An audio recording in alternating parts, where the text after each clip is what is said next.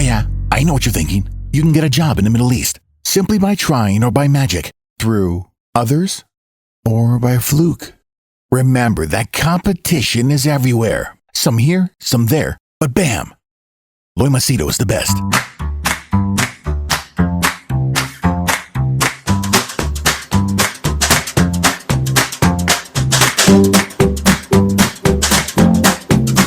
Hi there, Loy Machedo. Sweeney you from loymachedo.com. Who's Loy Machedo? Think Personal Branding. Okay, I'm going to share with you something really surprising. Well, I'm very aware this happens, but when you actually experience it, it kind of like, oh sheesh, man, this is so real. What I'm talking about is I generally don't do students. I don't accept students as my clients.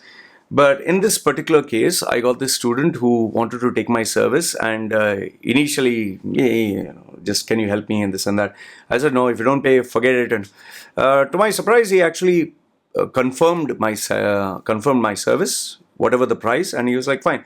So if someone is really serious and takes my service, I go beyond the call of duty to make sure that I give them value, because they're serious about their career. So we finished the resume rebrand, and after we finished all this, I decided to give him some extra bit of coaching. Okay, and he was more than happy.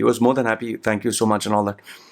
But to my surprise, when I started obviously asking him simple questions about interview process, or how would you answer, how would you market yourself, the guy was completely lost. Here's the thing. He is smart, he's very good looking, he has a good physique, he has good marks. Okay, he comes from a well-to-do family, but very responsible, head on his shoulders. And he exudes confidence. There's so much of confidence, and he's a hardworking guy. But even though he had confidence, even though he had really good speaking skills, he was very fluent, he could speak to me. I would say that he spoke better than me. His speaking style, accent, educated, with the best institutes and universities and whatever. But his content was zero. Now, you can excuse him for the fact that he doesn't have any experience in life. You can excuse him for the fact that he doesn't know the real world, the reality of the world. But what baffled me, what shocked me was that today we have this younger generation who are, I'm not talking of those ones who are lost and are addicted to social media and are stupid and, girlfriend, boyfriend. And this guy, like, for example, was very focused on his career, didn't have any girlfriends, focused on his career, didn't smoke, didn't drink, was studying hard. His father is well-to-do, and he really wants to focus on his career. And his goal is to complete, to go to United States and do, join an Ivy League like Harvard and all that. So very serious. But he doesn't have like the basic common sense, the street smart, if that was the right word I could use. Now, we can excuse him, you and me who have experience, we can excuse him because obviously you don't have experience working. How can you talk about working? If you don't have experience, let's say driving, I don't know how to drive, never physically held a steering wheel in my hand. I can't talk to you about driving. I can't tell you how to reverse and all that, which clearly makes sense. But I think what I'm trying to tell you, the shocker is, today's education, they don't teach you the realities of life. They don't teach you, for example, in school, they don't teach you how to network. Or in college, they don't teach you how to network. They don't teach you how to sell and market yourself. Like this boy, he just didn't know how to sell and market himself. He knew how to talk. He was very confident. Oh, I'm very confident. I bring like the typical cliche answers. Why should I give you a job? I bring new ideas to the table, a fresh perspective. And that's all bull, man. That's all crap. That's all cliche stuff, which he admitted. Yes, I've seen the internet. I didn't know what else to say. And they have all these ideas. I'm going to start a startup. I want to have a company that becomes a unicorn. I want to move into online business and this and that. A lot of ideas. But then the practicality of them was not there. It was missing. And I have to blame the educational system for this, because here you have a teacher who's getting maybe $1,000 or less than that. I'm not trying to make fun of them, but they are seriously underpaid, the teachers. So obviously when you underpay teachers and you pay them less salary, what kind of talent would you attract? Obviously a substandard. Most of the teachers earn less than even an uneducated salesperson. And that's a reality. These teachers do not know any of the realities of life. Now, please don't use my video to disrespect your teachers. I really don't like that. In my group, for example, there are young boys, 20-year-old and 16-year-old, some 18-year-old, whatever. Even to the age of, I'm 45, even people who are 45, they talk to each other with respect. They say sir, they say madam, they say mister. And these young kids, all of them have to call sir. In my videos I've made it very clear, respect is paramount. So they respect and talk to us elders. Okay, I keep it very old-fashioned rules. You have to respect your elders because you have not seen anything in life to talk to someone elder than you with a way that you disrespect them. So I'm very particular about respect.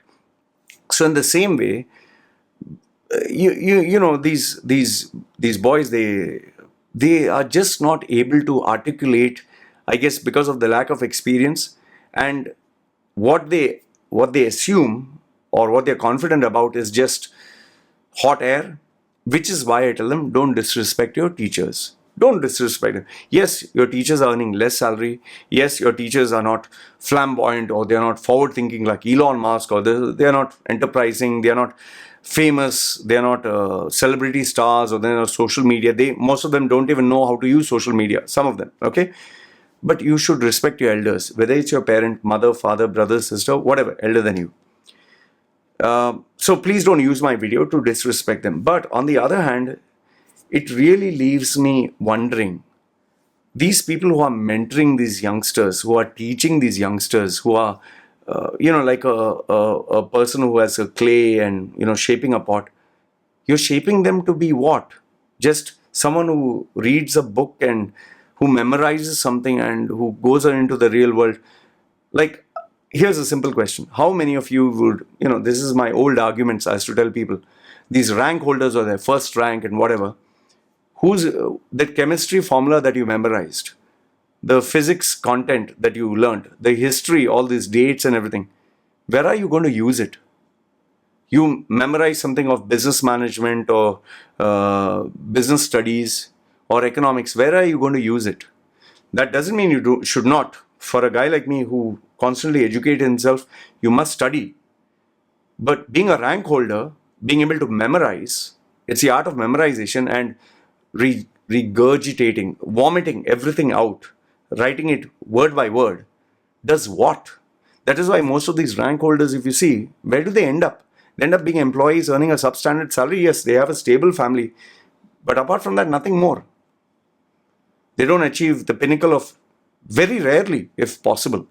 Because artistic sense, creativity, business mindedness, common sense, street smart, this all works. That is if your goal is to make money, if your goal is to be enterprising. Now, please don't, there is this strong habit, people have this strong tendency to take my advice out of place, out of context, and say, oh, that's why school is no use, college is no use. No, you have to study. No, you have to respect your teachers. No, you have to complete your education. This goes without saying. Even if you cannot use, there should be a discipline. Now, my child, my daughter, I'm not going to force her to get a rank, first rank, but I obviously will expect her to understand the subject, to make sure that she gets not passing marks, at least 50%.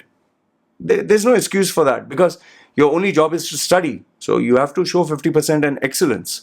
And when you develop this habit of discipline, of excellence, of trying to be competitive, that spills over to other areas. That is why being a bum, being a rebel, and not studying and just being a school dropout, you'll not succeed in other areas of your life. Don't mistake yourself. Don't fool yourself like looking at a rebel and thinking that you can be the same. So I wanted to get this point and make it. So keeping that aside, like I was saying, the thing that shocked me was this young man didn't have any real world skills. That really shocked me and kind of reminded me of the fact that today's generation, they're so lost. They do not know what to do.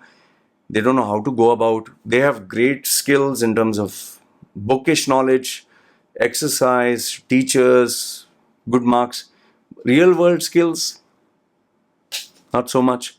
And then you begin to wonder, where will they Where will they go? How will they succeed? How will they survive? I mean, even simple things like emotional intelligence. I don't want to get into big terms, but forget emotional intelligence. Let's say, how do you talk to the member of the opposite sex? How do you deal with depression? How do you deal with emotional pressure? How do you network with someone? How do you sell yourself? How do you market yourself? How do you make someone like you?